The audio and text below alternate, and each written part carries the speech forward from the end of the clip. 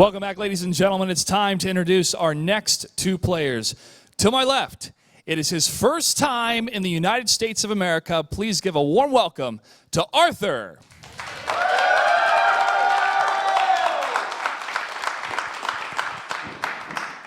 And to my right, the Dominator, the heir apparent.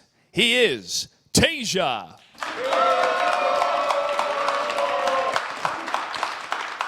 Gentlemen, congratulations on making it this far to the round of 16. Arthur, is there anything you'd like to say to your opponent before we start?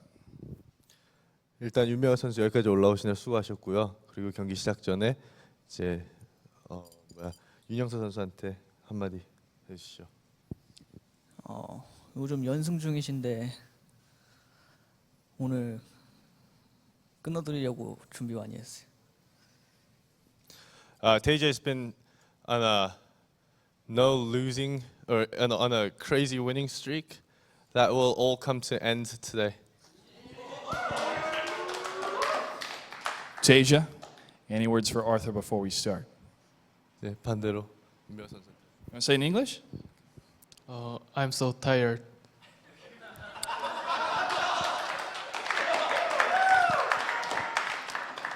All right, gentlemen, please shake hands.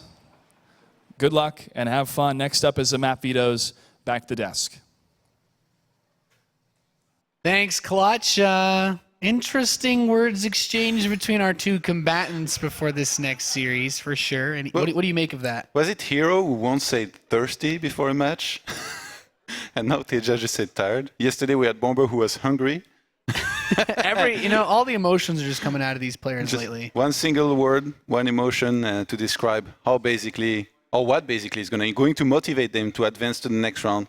TaeJa is tired. He wants to get some rest, and that means he's aiming for the 2-0 here against Arthur. No surprise, TaeJa has been on a tear, man.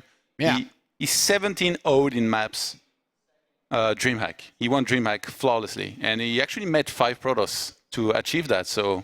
Pretty impressive. He made everyone look bad at that tournament. Like, it doesn't matter how much you could be like, okay, everybody loves Hero, everybody loves Jaedong. He made them all look bad with how well he played. TaeJa is easily the scariest player, I would say, in this tournament right now, just based on his hot streak that he's been on. So, when we look at a match like this, you kind of have to give yourself some air of confidence, whether it's real or false when you're Arthur. And when we look at the map veto process that we're now getting into, I'm not really expecting anything unusual from either of these players. You were actually casting their DreamHack. Any insider info? Like, did you pick up on things from TaeJa's play that we might see more often than not? Yeah, I picked up that he's really, really good. he did not do anything crazy.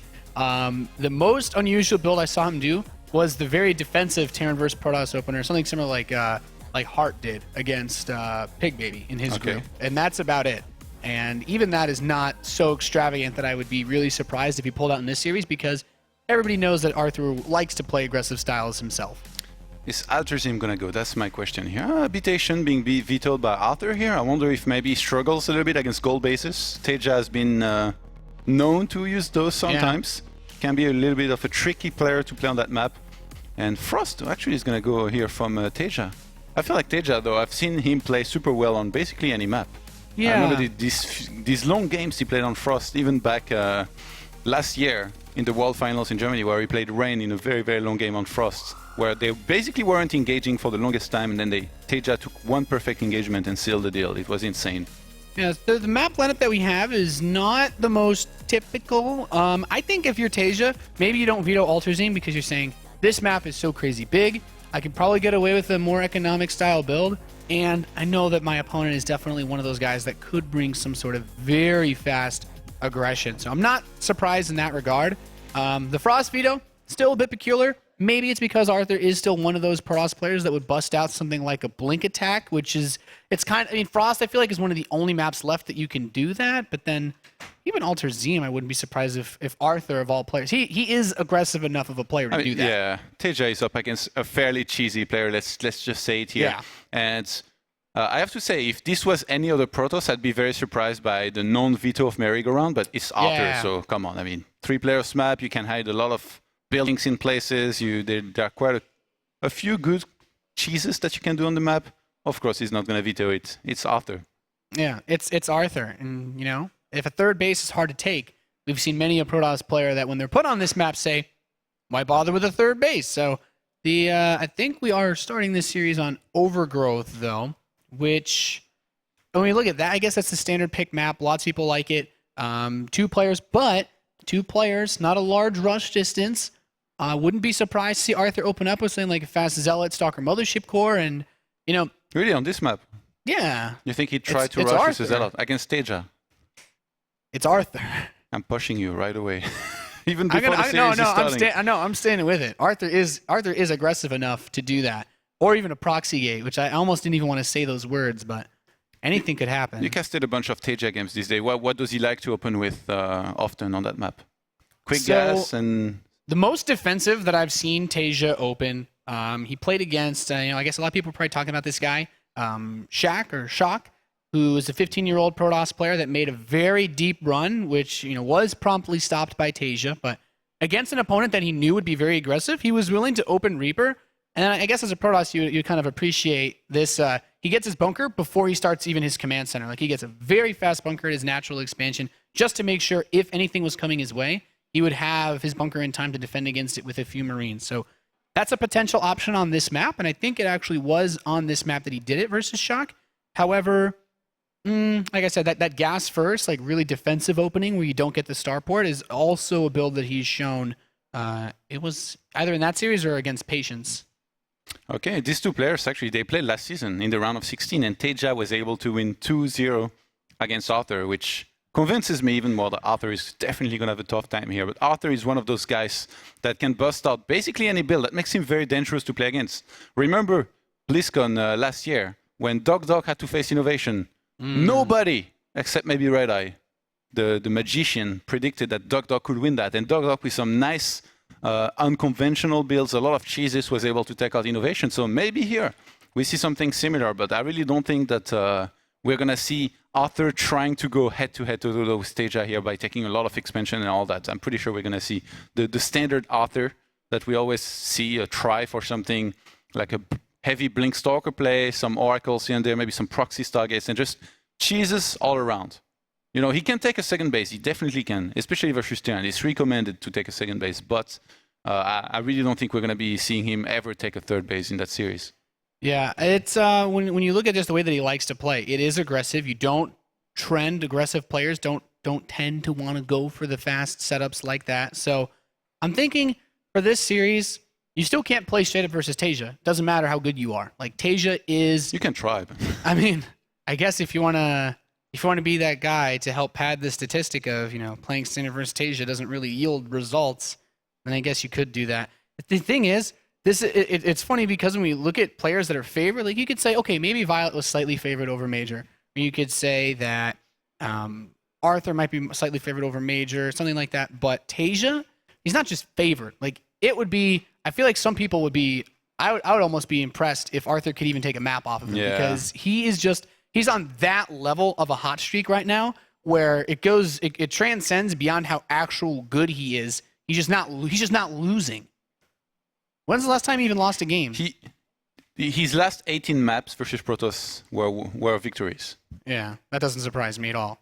He's scary. He beat Patience, MC, Harstem, Oz, Patience again, and Hero 3-0. So if I was Arthur here, I think I'd maybe actually be sad, as his nickname previously was Sad Arthur, because TaeJa is such a beast to take on. But he had time to prepare. It's not like you're in a tournament and then you advance and then next round you learn that you're going to play TaeJa, like it happened to me in the past at DreamHack. Yeah. He actually had the time to think about the match, to study his opponent, to try and find weaknesses here and there, and to make a decision as to what builds and strategy he's going to use here. So maybe he came up with something good. We're going to find out. Yeah, I'm excited to see what he brings to the table because it's definitely not going to fall within the standard Protoss versus Terran. And if he does that, I would be even more surprised because I still feel like it's not going to be that easy to pull off. Like even that would just be a miracle to beat TaeJa in a macro game for anybody. When we look at the top Protoss players that we would expect to make it this far in a tournament, I think I would have picked someone like Hero over Arthur. But the luck of the draw, just kind of with the way that those brackets were set up. Hero wasn't able to make it through. Those players like Jaedong weren't able to make it through. And as we're now counting down into the first game of our second best of three, I have to say, Arthur, He's going to need to show us one of the craziest PvT series that we've had in a very long time if he wants to come out alive. So we're loading in. Overgrowth is the first map. As you can see, TaeJa, he's like, oh, I'm tired. Adjusting his glasses, rubbing his eyes. He's ready to get into this. And if the faster you finish this series, I guess Arthur might actually help make it faster for him if he does play really aggressively, huh, Todd? Yeah, sometimes it can happen. If you get overeager, especially against somebody like TaeJa, I mean, even if you're doing well in the start of the game, you should be careful not to rush in there too early. But I don't know, Arthur is good at his cheeses, man. Yeah, and immediately a pause. Hopefully everything is okay on Arthur's end. Oh, I guess his earphones came out, or he's not wearing. Oh, he's not wearing his soundproof headset. Okay. So Be careful with that. I don't want to reveal the spawn locations yet, man.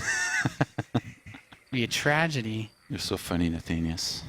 Hey, with a player like TaeJa, he could spawn in the bottom right. He could spawn at that gold base. You could fly there. Okay, that's a long flight, but I don't know.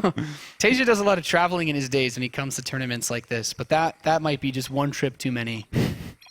One long flight too many. So it looks like Arthur's ready to go, and we are here. So as you guys can see, now that he can't hear me, I can reveal that TaeJa, well, we have our Terran player in the bottom left position of the map. From Team Liquid, it is TaeJa.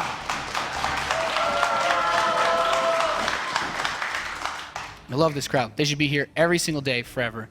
His opponent in the top right, the blue Protoss player, representing Team Spectre. Got a ghoul of an icon. It is Arthur.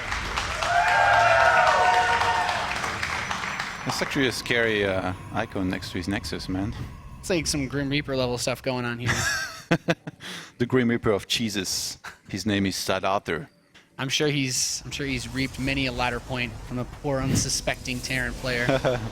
Here we go. You mentioned the possibility of a proxy. We're not going to have that. I feel like proxies have gotten so much weaker now that Terrans, they like to play standard very, very often. You see even that first depot, and TaeJa even checked in the corner of his base. A proxy he's scouted, I feel, has almost no chance to win against Terran, against a Terran of that level in particular. Like TaeJa, I mean, yeah. You proxy him, you get scouted, you might as well just leave the game. Naniwa style. That's true. You don't climb high up the ladder without defending, you know, a couple hundred cheeses from Protoss players. So already, Arthur's taking his gas at 15, but you can still do double gas out of this. It can still be a really nice, solid tech-based build. It's not going to be a quick second gas here, as he's going to make a pylon in the corner of his base. What do you make of this? Nothing yet. He wants to play it safe, make sure he doesn't get proxied himself. I mean, TaeJa, as good as he is in a standard game, he's also a guy who can bust out special builds from time to time. We've seen him do crazy things at times. He knows how to mix in cheeses, say like 5%, 10% of the time, or just like one game in a few to make sure that it's not expected. And also he tries to get fortunate sometime with it too. But he's definitely not a player who needs to do that. But it's always good if you're able to. Yeah, I won't disagree there. I am actually kind of surprised that we have just a single gas opening. Arthur's showing he definitely wants to go for a gateway expand. He's not going to have access to the fastest tech possible, and this SCV is going to block this space for a little bit. But pylon blocks TaeJa's natural. Yeah, it forces the Terran every single time to make the command center a little bit further away. That means TaeJa is going to have to adjust that as soon as it finishes, and he only lost 25, so it's not the biggest of deals. Like, you're never going to let that pylon finish here. You know, the 15 seconds it takes to actually move that command center over is the time it takes to build a worker. So technically, I guess it is kind of worth it. Yeah.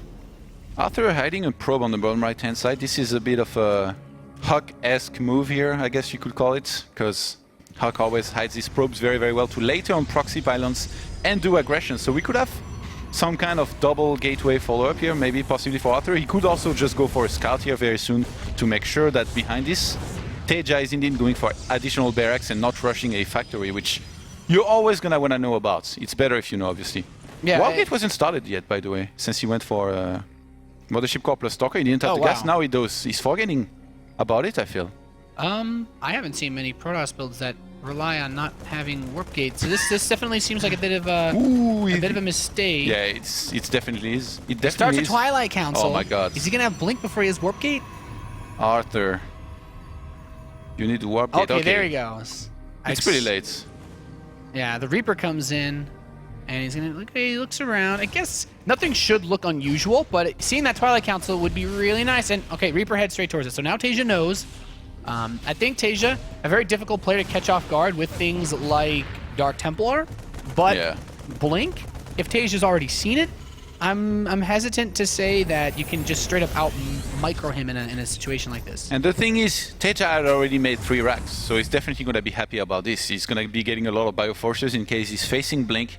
He could go for an eBay that he times well, so that means, like, I mean, as soon as you see the Twilight Council, you don't have to rush the eBay. You can delay it a little bit. Obviously, DTs are never going to come that fast. A Dark Shrine is 100 seconds, so he's going to wait a little bit more before possibly starting that.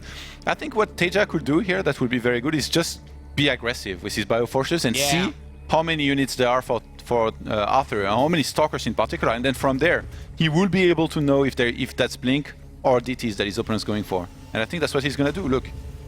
Moving out, he might actually kill that Mothership Core. This is the Roddy Mothership Core, man. Oh my goodness. Recall? If he doesn't recall, he's gonna die. That's a big loss. Come on. I mean, he's gonna immediately build another Mothership Core, and yeah, it denies a little bit of information because it looked like he wanted to scout a bit with that Mothership Core. I wonder if this is there's no way this could be a timing to catch the Mothership Core. Like, it's not supposed to be there. I think TaeJa's like, I played so many games. I know this guy will have his Mothership Core here. It's gonna be right there and right now, and he went there. Some guy will check the VODs and point out that Arthur always sends his Mothership Core there at 7 minutes. I mean, if you think about it, Arthur opened with the Twilight. Like, usually you're not going to be going for a quick robo with this. Yeah, so you don't have... Yeah, exactly. You don't have an observer to scout. Nah, but I don't think... I'm pretty sure, like... You don't just know things like that. You don't just know things like that. I mean, it's TaeJa, you never know. And a lot of additional gateways are going to be thrown down. 4 additional ones now for Arthur. He's going to go for it. All in or nothing, man. Look, he has his Huck probe hidden on the map, which was missed, by the way, by the single Marine of TaeJa on the bottom right-hand side. So... if you started proxying some pylons now, this is gonna hit hard. The thing is, losing his Mothership Core was a big deal because with this timing, he would have had double time warp. Now he might not even have a single one. Well, I guess he's close to 100 now. And so TaeJa's stim is done. He's gonna come up here, kill a Stalker, and yeah, without a Photon Overcharge, he can actually focus on a few of these probes, and every probe he kills slows down the reinforcements for the coming attack significantly. He actually kills a lot of probes for this early phase of the game. Some failed fields, man. Yeah, not... those top force fields? Not that top 3 NA control. No, certainly you will see from not. Huck usually. But Blink is done, and as you mentioned, that pylon allows for a very close reinforcement of this base, and TaeJa's moving out. Yeah, Arthur might be caught actually in the middle of the map.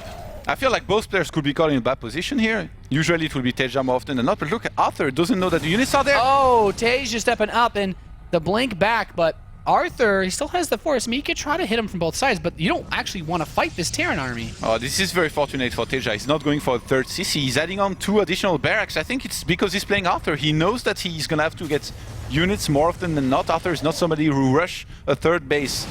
Oh, he cannot get force fielded.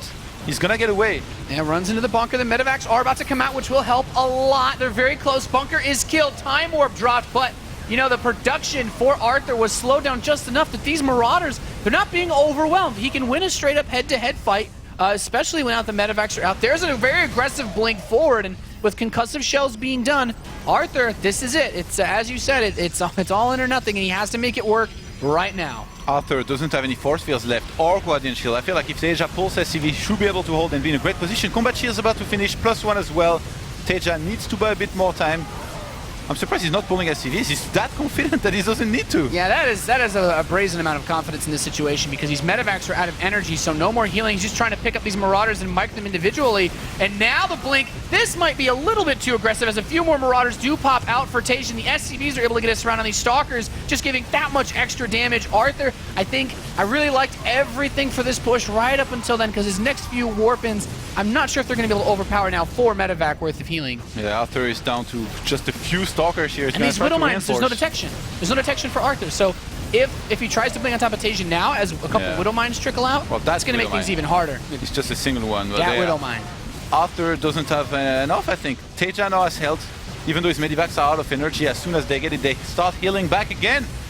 The healing doesn't stop, and these Stalkers get picked off TaeJa, showing why he is a very difficult man indeed to kill. I have to say, he almost allowed himself to be close to losing that game by not pulling the SCVs.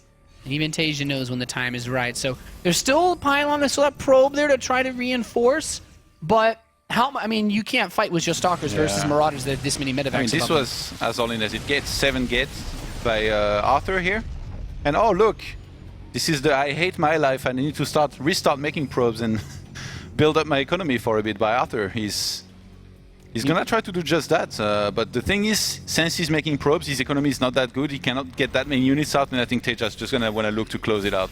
Yeah, this is a very difficult attack to stop. There's no Mothership Core, which means that TaeJa, with his 30 army supply lead as he marches across the map, well, there's nothing to stop him. The most that Arthur could try to do is force field, but there's too much, and there's medevacs. Pylon's not even gonna be cancelled here. The army supply, 28 for Arthur, 57 for TaeJa. There is more Marauders than there is Stalkers. Good luck and have fun. 12 Marauders, 11 Marines against 9 Stalkers. Yeah, these Marauders are going to blast the doors down on these Stalkers. The Widow Mines help to clear out some of the Zealots, and there are just so many medevacs. More Stalkers being warped in, but as a Protoss player, Todd, you know Stalkers, they're not very good versus Marauders, even when you have more Stalkers than Marauders. And these blinks in futility as another stim comes out of TaeJa. He has taken down Arthur for the first map. GG is called. And the Liquid Terran remains on his hot streak versus Protoss players so far. He's still playing. Did you see? He's not. Oh, it's like he was still playing for a second. That sometimes you just finish. You just kill a couple more units. Hates like, Protoss feels good. so much that he feels wants good to kill Protoss units. He's like eliminating him. I do that all the time. That is so much fun. Just kill the last couple probes too. But TaeJa's up 1-0. Arthur, you know, he said it. He's got something really aggressive. You know, it showed promise. I think even though you don't want to give the Terran time to build more units, to build more medevacs, that blink that he made was just a bit too... he was looking to get a bit too much out of that when he jumped into the SCVs. Like, once the SCVs are on the Stalkers, like, you'd think, oh, you know, they're just SCVs, but, you know, once you lose a couple times, you realize SCVs mean business in those situations. You know, I thought this was looking kind of decent for Arthur for a moment. Like, TaeJa was overextending a little bit. He wasn't pulling SCVs for the longest time, so he lost a lot of his bioforces. And even though he had medivacs, if Arthur had just kept on blinking defensively while going forward with his Stalkers, I feel maybe he would have been able to possibly win it. And then suddenly he blinked forward, the SCVs come in, and as you say, this is the beginning of the end. Stalkers hitting SCVs when medivacs held them, and you have Marauders being left untouched behind this. But very good micro by TaeJa, by the way, during the fight. He picked up a lot of Marauders that were low on hit points. He dodged a lot of those shots from the Stalkers. Yeah, it was just good, clean play. That's what we expect out of TaeJa. And Arthur, on a big map like Alterzim, you know, there are some Protoss players that have made very aggressive plays work on maps like this because of how big they are, but I feel like this just lends itself much more to TaeJa's style of play, where he's like, yep, I'm going to survive the very early phases of the game, and then once we get to that macro phase, I just roll you over. But we're loaded in, and we are loaded into Alterzim Stronghold for map number 2 of this second best of 3 of the day, and our first player spawning in the top left position, the red Terran from Team Liquid. It is TaeJa. He's up 1-0 against his Protoss opponent, coming from Korea as well. In blue from Team Spectre, it is Arthur. TaeJa is now 19-0 in all of his previously played maps versus Protoss. Before he had lost the map, well, the last time that he lost the map to a Protoss, it was top, actually. I love this tweet from Rotterdam 08. I wonder who that guy is. Hater confirmed at Todd. The Roddy Mothership Core, the Roddy Probes, the Roddy Stalkers. I mean, he was the one who always talked about this before when we cast it together. He was always like, oh, Mothership Core, cool flying and die. So now when it happens, it's a Roddy Mothership Core. I guess we could call it a Roddy Mokar too, if it survives. The problem is, it never does. So far this game, TaeJa's going to still open up with that Barracks gas on 12 supply.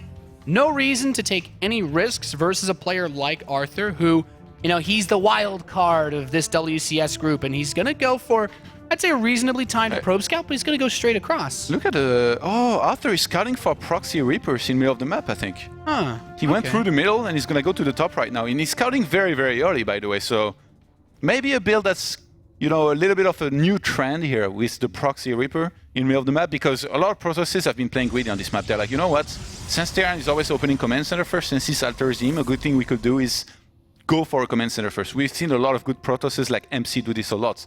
So Arthur here, he's gonna take a chance. He's gonna basically say, I hope you go for Proxy Reaper, then I can do it. I can see it quickly, I can counter it. But in this case, TaeJa is not taking any risks. He's opening with the standard Reaper, the quick SCV Scout, which is basically the most solid build. Mr. Bitter had foreseen, man. He said it years ago. He said this is always going to be the best build for Terran. And now it is.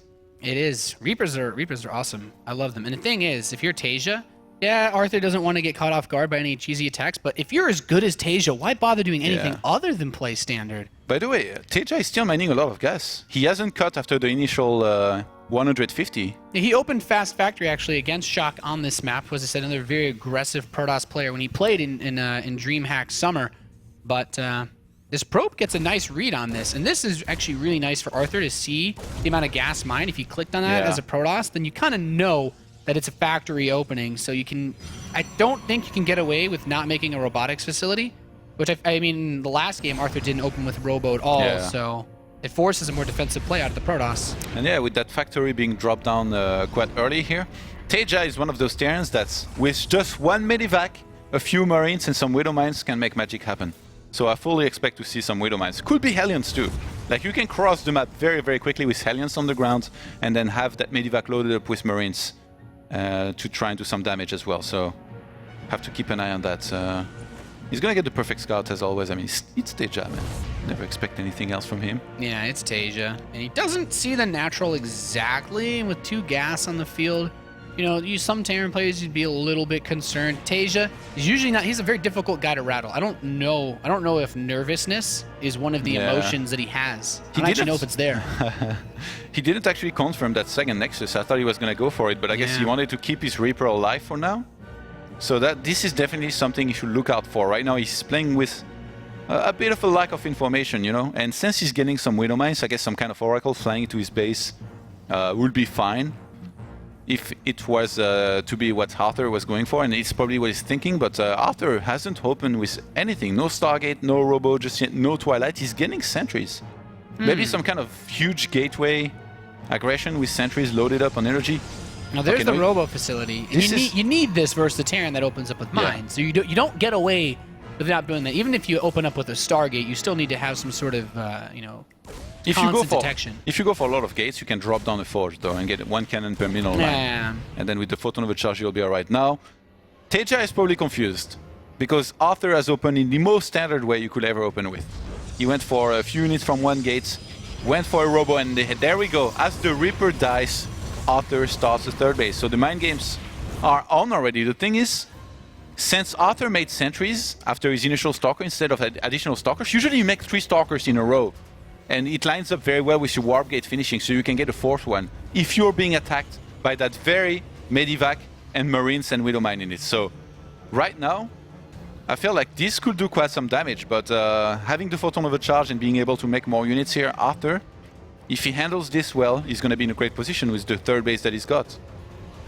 Yeah, this is just one of those things where Arthur can also, he can still be really aggressive. This Twilight Council that starts up, there's still no forges, so I actually wouldn't be surprised if Arthur just went for like a really crazy 3-base, like Mega Blink is the only way I can think of calling it. Mega Blink? Like when you have 3-base economy, there is a really big cliff. If TaeJa doesn't have his 3rd base secured, or even if he does, there's so much open space, maybe you can make something work. Because TaeJa opened up with a factory, he does have a very late stim.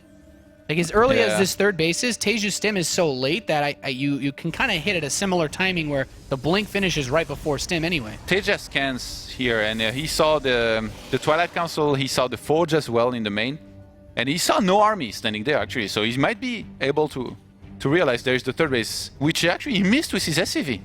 He tried to scout that 3rd base with an SCV, he didn't see the Nexus. He got super close, but then pulled back. It's awkward. There's actually... There comes the drop, and these probes are going to try to run away, but you know, there's actually 1 pylon on a very large number of important structures over here in this main base, but the Photon Overcharge will be able to defend it. These Marines will die. Not able to kill any... actually didn't really get too many probes for that. Solid... Oh wait, 9? Okay. That's a bit more than I thought. Where's the SCV of TaeJa going? It's scouting the entire top right-hand side of the map. I can't believe he missed that Nexus. He got so close. Does he think there's a hidden base? Yeah, maybe. He got so close to spotting that 3rd Nexus, but then pulled back just before seeing it. So right now he's being a little bit paranoid. He's scouting the entire map, thinking there could be a hidden Nexus. Man. This is just unfortunate here for TaeJa. Just as we were speaking about how he never gets surprised and never falls for anything, really. He kind of messed up here, I guess you could say. I mean, he's not out of it by any means. He's still got his third base underway. He's going to start double upgrade soon out of his double engineering bay. But missing that third base of Arthur is a big deal. You have to agree. TaeJa's stim is coming close to completing. Blink will be done soon too. And TaeJa's actually going for both of his upgrades at the same time. So I thought Arthur was going to add on a lot more gateways prior to this. He went up to 6. Now he's going up to, it seems, about 7. But off 3 bases, 7 gateways is not like the all-in number though. Yeah. You could go up to 12 and like still be able to take at the same time. You can have some safety gateways. I really like the pylon on the right-hand side of the map, by the way. Plus, the observer is going to be able to spot that double medivac drop that's headed for his natural. He's already got some stalkers there. Very nice and safe play here from Arthur. Look at this observer, spots the drops coming in. Yeah. So nice. He's okay, so TaeJa finally gets unit over to this third base. That SCV comes back. It's like, well, how long has this been here? Who was it that said the greatest cheese a cheeser can do is play macro? Was it the great philosopher of our times, RT Mactosis? I think it might, yeah, probably the same guy that pioneered that interesting one pylon and all those structures strategy too. Charge is going to start here for Arthur. He's going for that as soon as Blink finishes, which I like. You always need to do that. Never delay charge any more than you have to, which usually is not at all. So I think TaeJa is going to want to look to do an attack at the front and maybe a drop in the natural here. He took out that pylon. Does he know that there is an observer here? Are we going to see the good old TaeJa sniping observers left and right? Would be interesting if he I did. think he's gotten has he even killed any of these observers? No, there's 4 on the map, so he hasn't killed any of the observers. He scanned ahead before he moved up towards this third base, but this is actually a crazy number of gateway units, and I like that he's been trying to step back and hide the number of them because this is a force that can actually kind of challenge this soon. Fields. That Widowmine does not get a good detonation off, blinks forward, and I think if he'd been able to get one of those medevacs, it would have been quite nice, but he does have to watch just how far out of the map he wants to go because TaeJa has an upgrade lead now. Ooh, Arthur is overextending here. He went too close to those units. A lot of them got sniped. Nice force fields. He's going to trap some of those units. Arthur has proxied some pylons on TaeJa's side of the map. If he wanted to go for an attack here, it could be pretty dangerous, but I don't think he wants to go for it just yet. I mean, the supply are even, he can kind of guess that that's where he's at right now in this game, and he's got Colossus Tech on the way. He's getting a second Forge. I feel like TaeJa he's been thrown off his game already kind of in this game. I mean, he's still playing it in a very solid way. You see he's adding on additional barracks and stuff, but Arthur playing macro, this is not what you expect ever. Yeah, and Arthur's done it in a very interesting way. He's moved it to 2 forges now, but he opened up so gateway heavy. Typically, you'd say, yeah, Protoss player dies if they don't have Storm or Colossi by the time the stimmed medevac army arrives at that third or natural. But this probe, is he going to take another base? Yeah, I think he might go for a 4th base. I cannot believe this. Arthur is surprising us all here.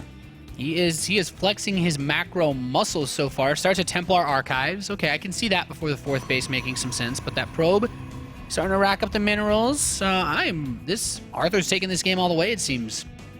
Ooh, it doesn't seem ready for like a big drop in the natural. It's only 2 medivacs and he's got some stalkers there, but say for example if his gateways are on cooldown, he cannot warp in anything.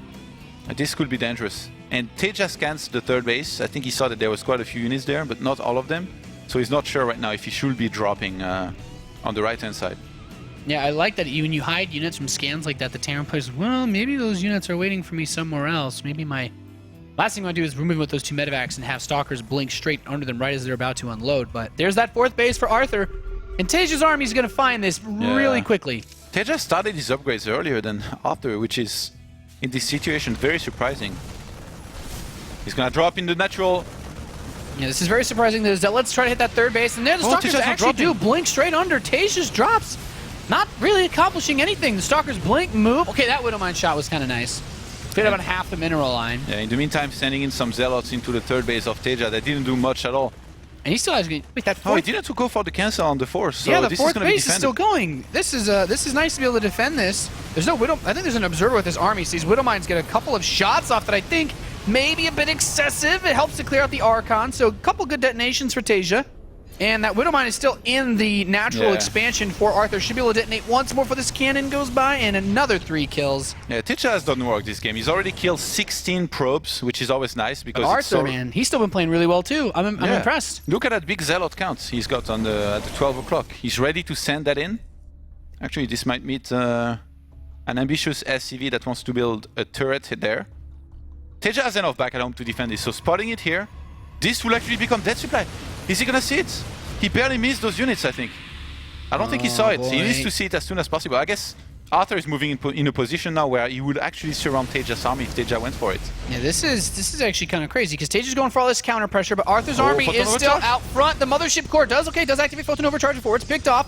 There's a good number of Archons and Zealots. As you mentioned, he's going to try to snipe the 4th Nexus of Arthur, but Arthur moving into TaeJa's 3rd base. Does he have enough to defend this? There's a lot of Ghosts, a lot of EMPs to shut down these Archons and help clear these Zealots out, but this much meat fighting behind this is really difficult. The Colossi are attacking a barrack, so at the very least, TaeJa doesn't have to fight the Colossi just yet, and he's cleared out a good number of the Zealots, but these units are still choked up in such a tight position that once these Colossi start firing on them, this Bio army is going to die crazy fast. In an open area, I feel like Arthur would have won that fight so easily, but TaeJa pulling back behind his buildings, letting the tank was the right move here, and in the meantime, across the map, he's taking out the force base, he's taking out the main, he's coming back with a lot of bio forces in the middle of the map. He's gonna need those to be able to hold on, actually, because Arthur still has a quite scary army at And that 3rd base of TaeJa. TaeJa's 4th is still up, throws an EMP with the Ghost's dying breath, and those forces that are coming home. He's unbarring the he's gateways. killing all the pylons. He has almost 2,000 minerals in the bank, almost 1,000 gas, and he can't spend any of it. He has all this money and no way to use it. TaeJa, it looks like he's gonna be able to hold back at home. Another sick hold here possibly from him. He's unpowered basically every single gateway except 2 of Arthur. Oh my god, this is unbelievable. That's one way to deal with the Protoss Warp and just shut them all down, and just an Arthur Archon has here so to much fight. money. Just a few sets, yeah. There's nothing, he can't, he just keeps trying to build more pylons, but there's Marines and Marauders here. Oh, he's actually like, okay, I gotta add more gates because I'm never gonna get these ones back at this point. And Arthur- TaeJa's upgrades have been so good too, like these Zealots, he has no trouble at all, GG. Unbelievable. What? TaeJa actually had 3-3 about to complete in the midst of all this, while Arthur never even started any +3 upgrade, be it armor or attack. So TaeJa, 2 very, very solid holds here. And he was tired. He cannot take maybe a little bit of a rest before playing again later on. Arthur is the one that looks tired after this game. Yeah. He tried so hard and nothing worked. That map, man, Alterzim, when things like that happen, especially on a map like that, when your units are so far away, like if you try to run them back from Overgrowth, you're like, yeah, they'll be there soon. But TaeJa had, he was counting on killing a lot with those forces and then bringing them back home to defend. And that was a really long distance that they had to go. That's a situation where I feel like a lot of Terran players would die. But TaeJa's TaeJa, so. I feel like Arthur could have done this a lot better too. Like with, his Colossi, he was attacking the barracks, which is the classic 1A that we see from Protoss players that we're used to. But against a team like TaeJa, 1A is not enough. It's never going to be enough. And in this case, it proved true again. TaeJa pulled back behind his buildings, and he really used those to tank as much damage as possible. He had the Ghost, he EMP'd perfectly. And in the meantime, he kept the exact right amount he needed across the map to do damage left and right. Very good multitask. Yeah, and the other point of that is, you could say, if it was a 1A, the situation is, like these Colossi, he's still attacking that tech lab on the right side, but it's because Arthur has so much to do back home. He had fixed it at this point. He was actually attacking the units, but in the start of the fight is when the Colossi were not attacking the army for the longest time. Yeah, it's a really tough spot to be put in because, as a Protoss player, when you have to deal with the counter drops happening, makes things even more difficult. So Arthur is going to fall to the lower bracket match, guys. That means our next series will be Arthur facing off against Major, who dropped in the first series against Violet. So another Terran versus Protoss will be coming up after this short commercial break. You're watching WCS America. We'll be right back.